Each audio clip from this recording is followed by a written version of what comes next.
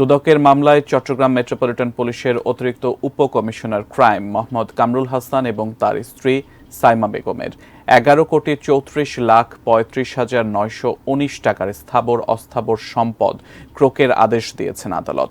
চট্টগ্রাম মহানগর দায়রা জজ ডক্টর বেগম জেবুন্নেসার আদালত এই আদেশ দেন।